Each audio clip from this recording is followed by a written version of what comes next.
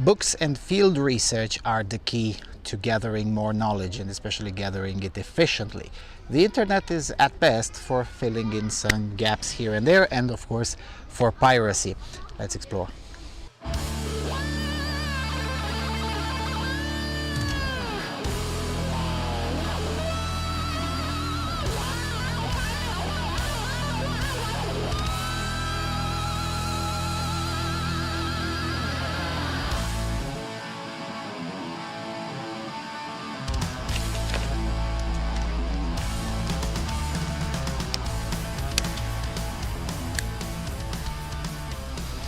Hello everyone, and welcome to the Freedom Alternative from Almaty, Kazakhstan for the last time. This will be the final log from here.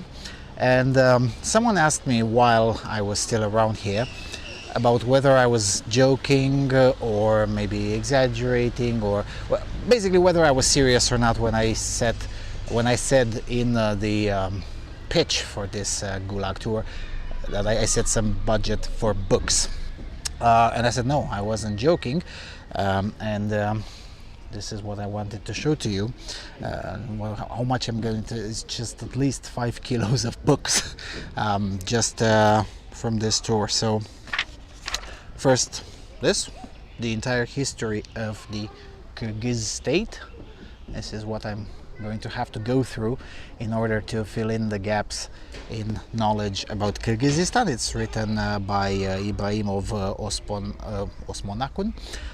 The guy is a former diplomat and one of the founders of the independence movement, was part of the government of Kyrgyzstan twice, once being a deputy prime minister and once the minister for something.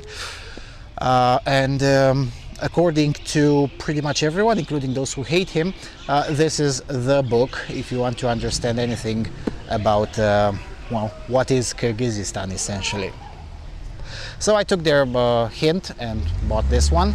It's much better to get it from a bookstore. This is a very weird thing. It's much more expensive on the internet. It's about 100 euros on the internet, but merely $12 in a bookstore. I have no idea how that happened, but it just is what it is. Then, of course, some more Soviet books, because I didn't have enough of them, so I just bought a few more.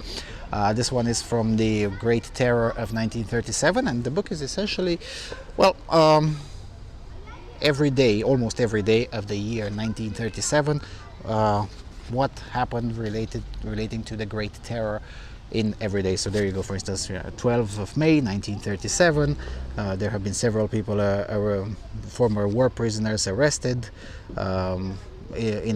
under allegations of plotting against the socialist order. For instance, on May the 12th, that happened in Kyrgyzstan. Yep. So you know, it just goes every year, and it has for almost all Soviet republics. It's probably going to be a good one for filling in the gaps, particularly on Karlag. Yeah, speaking of Karlag, but I'll get back then there when I get to the book related to that. Meanwhile, I mentioned in another video about a Norwegian writer. Her name is Erika Fotland, and she just published a new book, The Borders of Russia Through the Eyes of its neighbors, and it's already been translated into Russian. Still not available in English, but it's probably going to be available throughout this year, maybe earlier 2022, maybe late 2022. First, of course, written in Norwegian. Erika Fotland is a very great author to understand, well, essentially how well, one perspective, of course, she's not infallible, but you get a very on-the-ground field research kind of perspective on how slowly but surely the countries of the former Soviet Union are, well, moving in very different directions in ways that obviously displeases the well, the imperialist leadership in Moscow. So yeah, since this one was published in late 2021, it's probably new information, so I just bought it. I'll make sure to go through it and maybe integrate some of it. Then the problem with Uzbekistan is that whilst it's a nice place and it's building a new geopolitics, I'll tell you everything about that once I get back to Europe, although if you're watching this, I've probably been home for at least 3 days.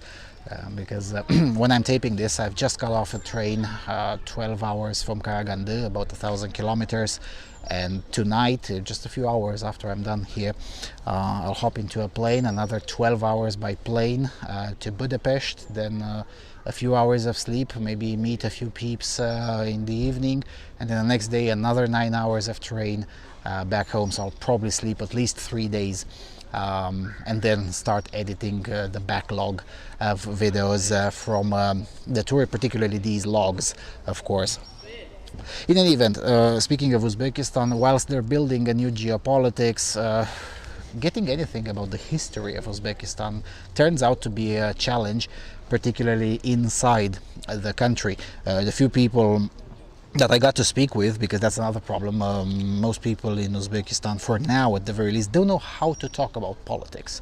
So it's not that they're necessarily afraid, it's no longer necessarily dangerous to talk about politics, but most people don't know how, because it's been so many decades since they have last been allowed to do that. So now when it's finally permitted, too many of them have no idea how to talk about it. So yeah, there's that. And because there aren't that many people who know how to talk about it, obviously there aren't that many books. So I bought one of these because at least it has some of the national myth, the new national myth that Uzbekistan is building. And this one is quite nice because it's both in Russian and in English, so it's gonna be slightly easier to go through.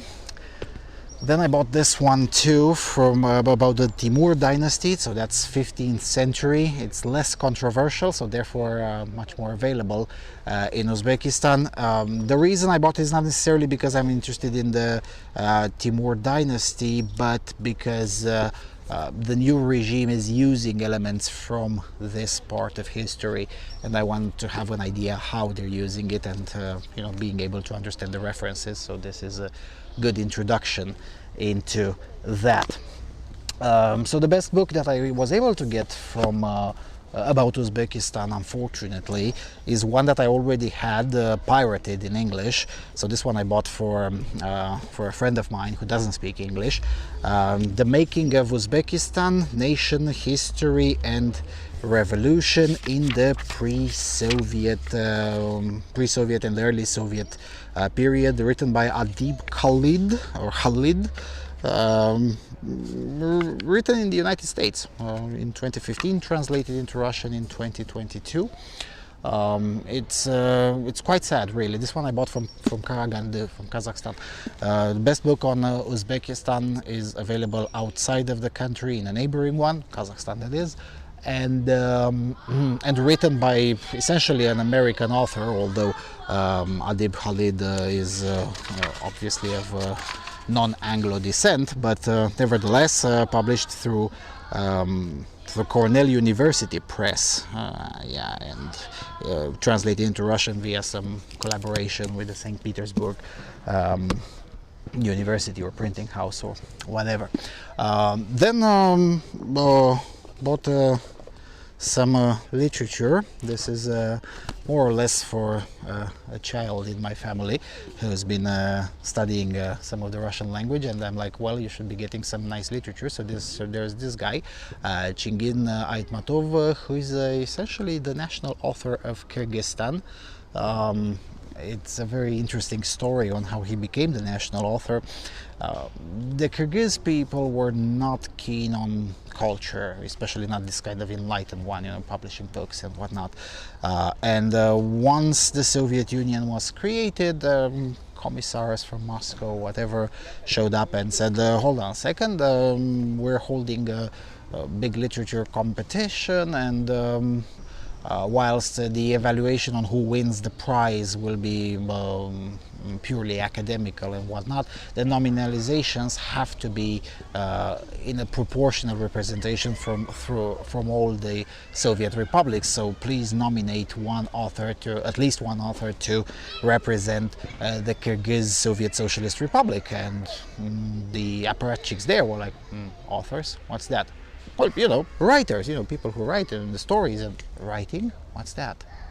So yeah, that's the reason why Kyrgyzstan still writes ostensibly in Cyrillic, because that would be the first time they would be writing. And Chingiz Aytmatov turned out to be quite a good author, and he was so popular that he was allowed to write dissenting opinions back in the days when that was not exactly permitted. And then finally there's this one. It's the only one somewhat ish available that is not in Kazakh.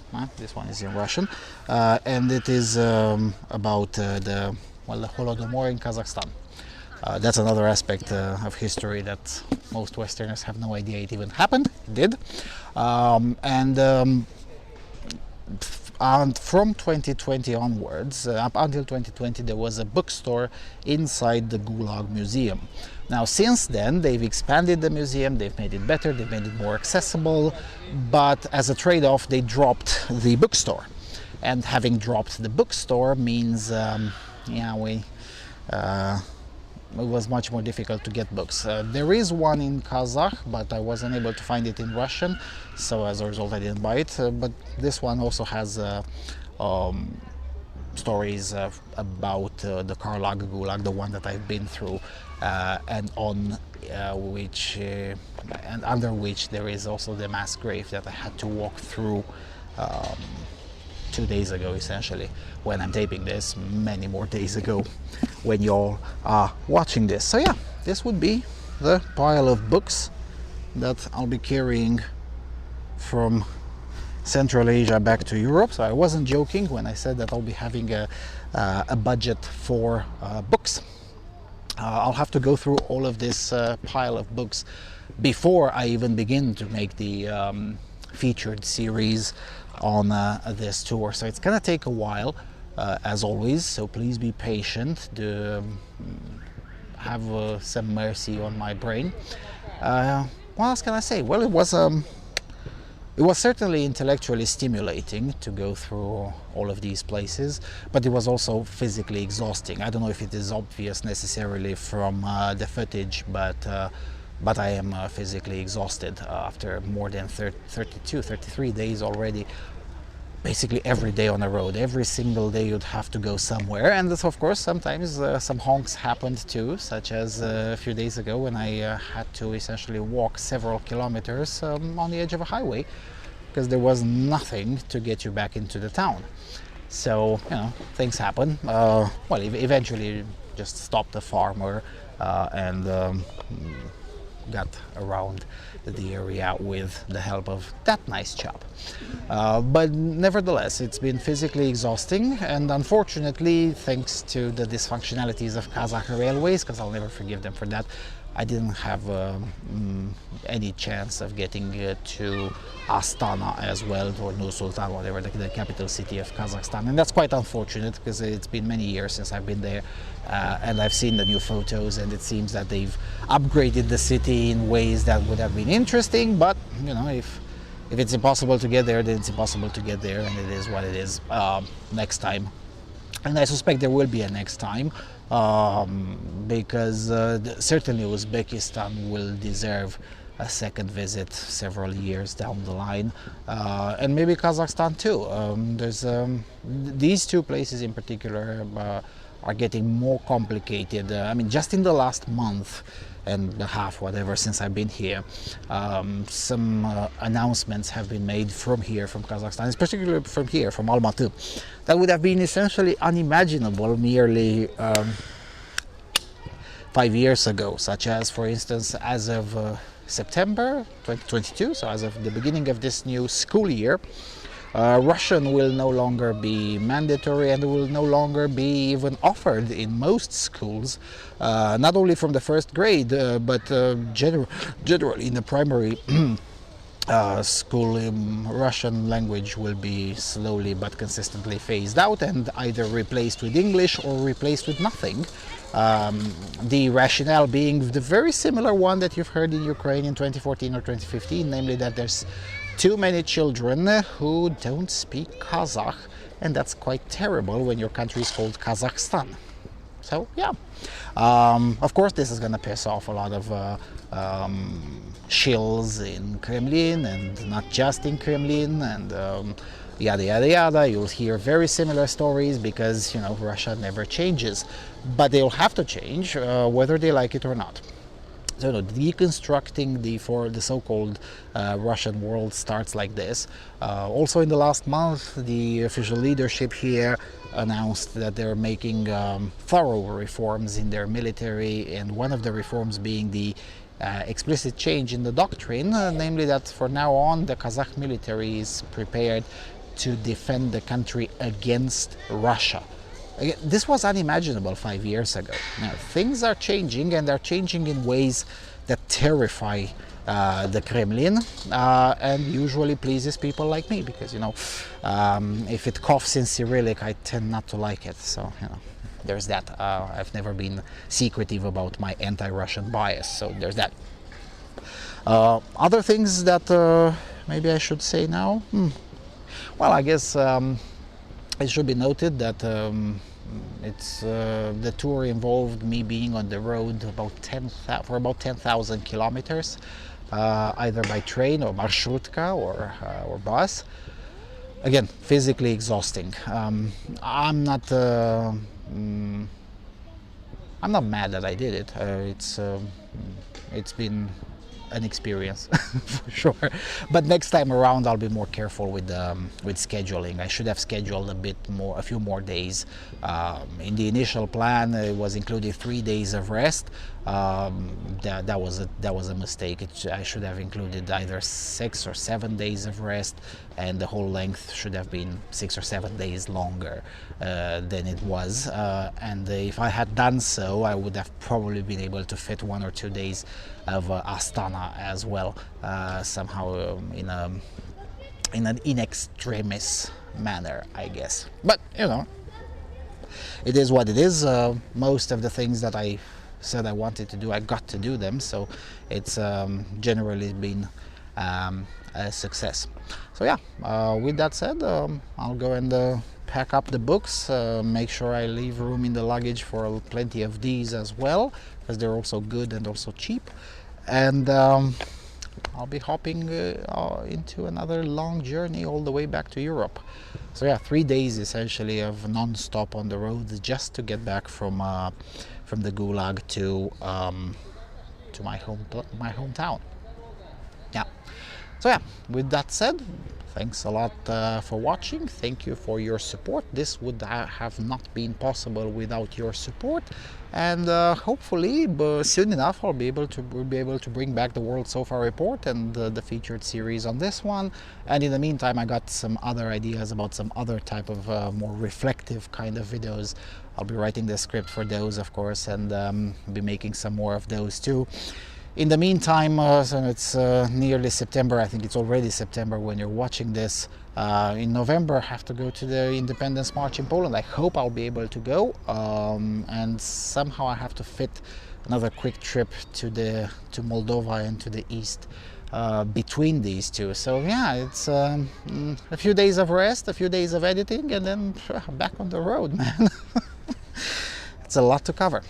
But yeah, thanks for watching, and see you all soon. Thank you for your support. Visit our website. Cheers.